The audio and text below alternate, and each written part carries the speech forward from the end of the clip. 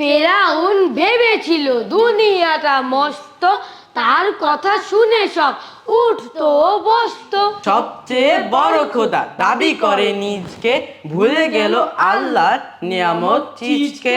নবী এসে ডাক দিল সত্যের দুয়ারে, শুনে কয় এই কোন কাকা কাতুয়ারে।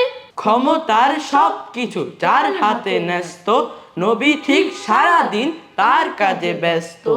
ইশারায় নীল নদী পার হতে বলল, ফেরাউন তার পিছে দল বেঁধে চলল। এসে গেল নির্দেশ পানি তুই মিশ্রে, ফেরাউন আর খুঁজে পায় না কদিশ্রে। দরিয়ার পানি খেয়ে ফেরাউন মরল, লাশ তার কোনো প্রাণী একটু না ধরলো।